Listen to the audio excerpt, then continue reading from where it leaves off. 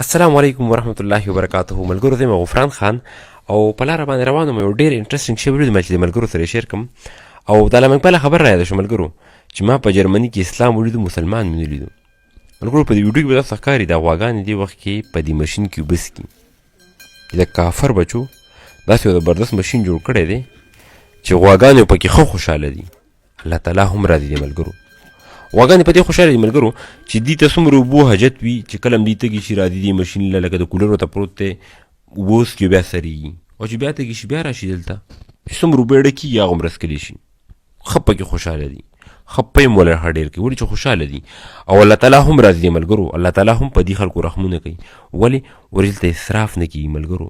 تاسو به دې ځمکې ته خیال یو ساس کې اسراف نه کېږي، دلته یو ساس کې اوبه نه خرابېږي. او دا کارونه موږ مسلمانانو له پکارو چې اسراف هم نه کولو، خو موږ مسلمانان په کوم خیالونو کې یو، دوی په کوم خوبونو کې یو. خیر تاسو راته کمنټس کې ووایه. ولې زه خو ته صرف دومره ویلی شم ملګرو، موږ له الله تعالی یو ښایسته او یو بهترین نظام را کړی د اوبو انډس ویلي په شکل باندې، خو بدقسمتۍ د لاسه موږ تر نن ورځې پورې خپلې بجلي هم نه ده برابر کړې. هغه اوبه چې کومه دي د بره نه راځي او ښکته سمندر کې غورځېږي، اسراف دی. ځکه الله تعالی په موږ باندې رحم نشته دی. تر اوسه پورې موږ خپله بجلي نه ده برابر کړې. سیدې ملګرو، خو دا خبرې ډېرې زیاتېږي. بله ضروري خبره کول غواړم ملګرو. ما په څو ډېرو ویډیوګانو کې تاسو ویلي چې ګوره حقوق العباد سره سره حقوق الله سره سره حقوق العباد او ځناور حقوقو هم ډېر خیال کوئ او دا هم ادا کوئ. ولې چې کله تاسو د ځناور حقوقو ادا کوئ او د حقوق العباد خیال ساتئ نو الله تعالی په تاسو رحم کوي. او دې خبرې یو ښکاره ثبوت دا دی ملګرو.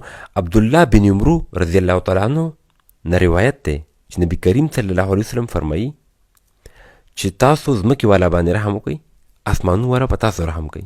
سیدې ملګرو، دا یو دې خبرې یو ښکاره ثبوت دی.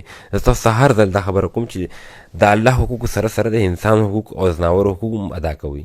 سیدې ملګرو، او دعاګانو کې غفران ورو سپیشل یا ساتئ ولې چې ما ته هر ټایم ستاسو دعاګانو ضرورت وي. بیا به ډېر ژر ملاقات کېږي انشاءالله.